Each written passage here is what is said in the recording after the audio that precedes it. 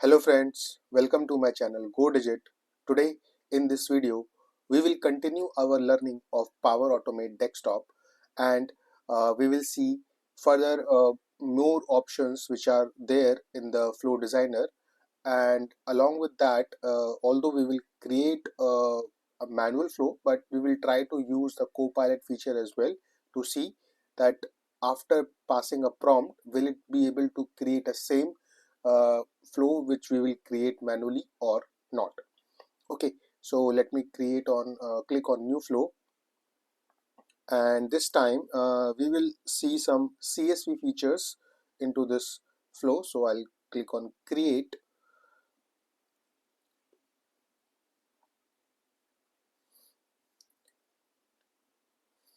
So it is currently loading the flow designer for me. Okay, so here it is. So in the last video also we have learned about like this folder options and this file options. So we will continue to see further what are the other options there. And generally, as you know, that we in daily life have to deal a lot of things or work related to the Excel file or the CSV file. CSV file is also an Excel file only. So you can see here that two options are currently showing up here, which is read from the CSV file and write to the CSV file, right? So we will try to and same like read text from the file, write text to the file. So this text from the file and text to the file is limited to the notepad, and it is not something like you can use from the Word document also. It does not consider Word. But read from CSV file and write to the CSV file actually can deal with the Excel data. So what we will do is that first of all we will try to manually use these, create a flow out of these two options, and then we will use this Copilot feature to create the same kind of flow, right? So just to save a time, like I have already created one CSV file here, and if I open this in a notepad, you can see here that this is my column name and this is the data. As very simple data, very short data, right? So that's it. Now let me open the designer, and let's say I'll move this read from CSV file. So now it is asking me about the path. So I should need to provide the path. So what I can do here is I can copy the path and paste it up here, or you can click on this button to select the file, right? So now we will keep this encoding as standard, whatever is coming up here. When you click on this advanced here, you have to select some options if you really want to, otherwise there is you can keep it standard also.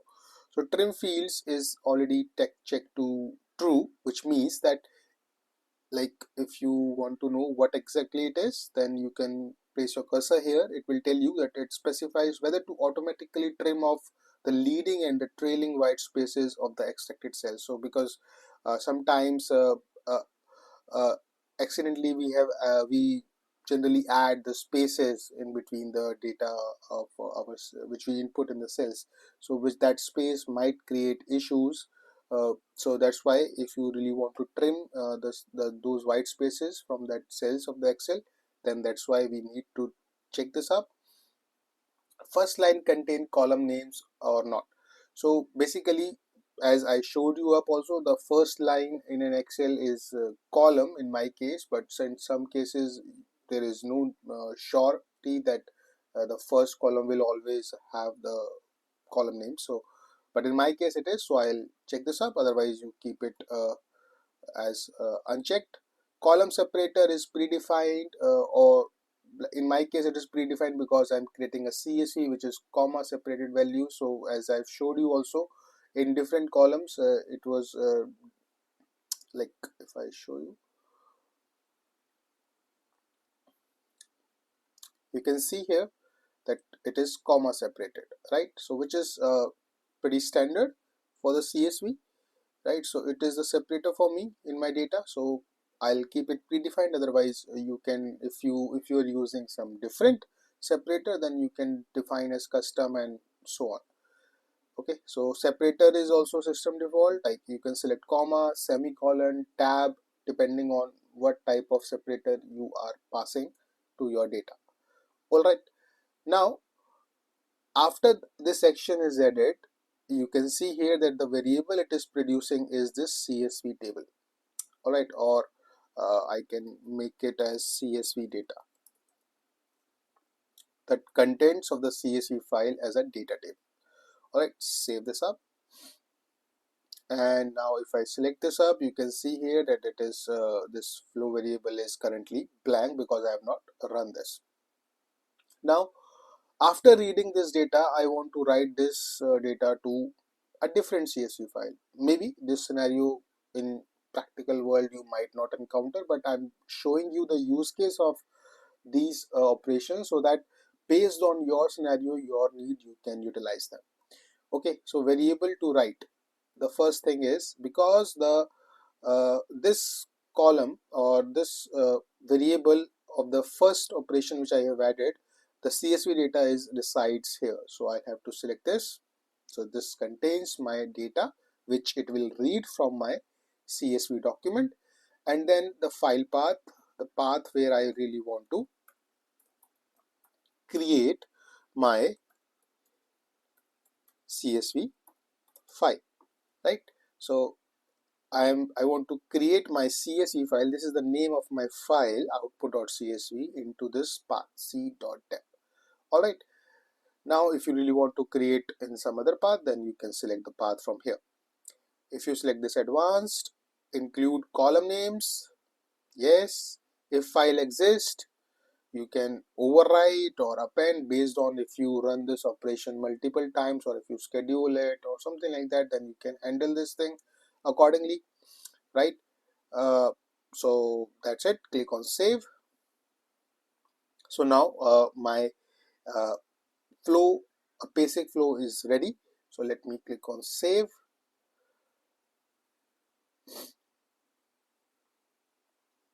And now if I click on this run button, so you can see here that its status is passing, running, and I got this error.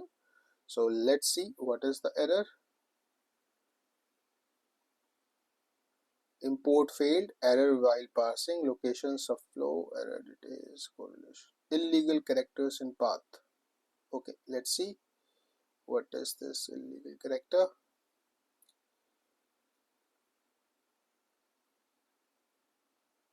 Let me, I've just copy pasted it now.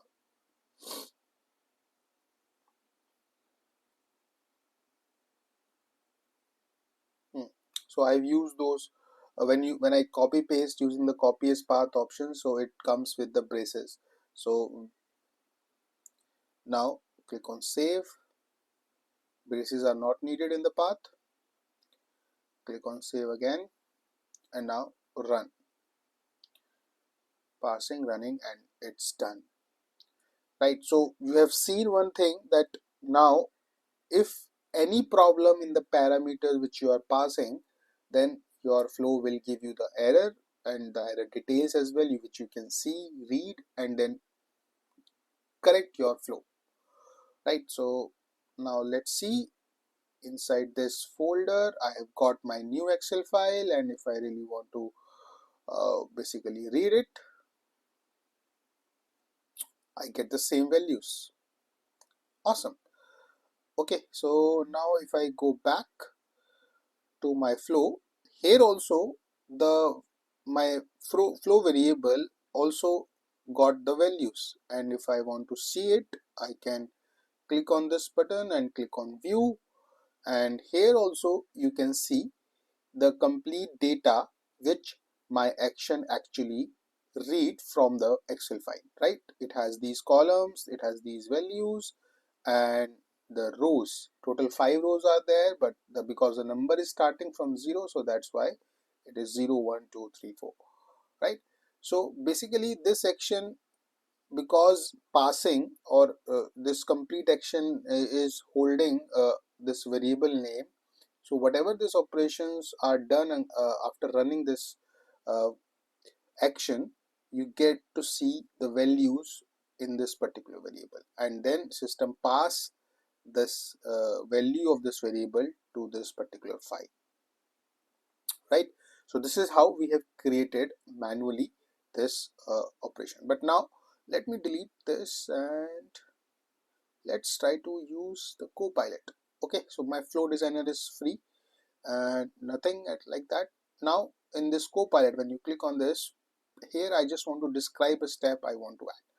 So let's create a prompt to give the instructions to the Copilot to create a same kind of a flow which I just created manually. So basically, what is my goal?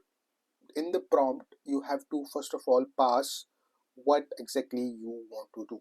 So I want to read the file, read the CSV file from the path C temp pad read CSV dot CSV. Let me make it under quotes, and I want to create a new folder under path C, just a new folder with the name output. In the path C temp. All right, and write the data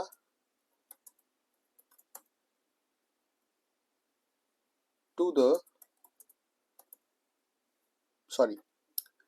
with the name output. Just a second. Create a new folder with the name output in the path and store or save CSV file in the output folder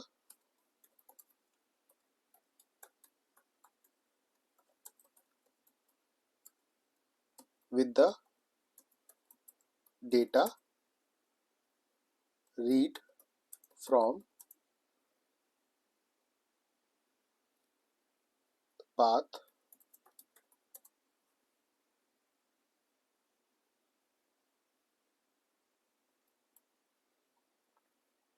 all right. So let's give this prompt to this Copilot and let's see what results it will generate.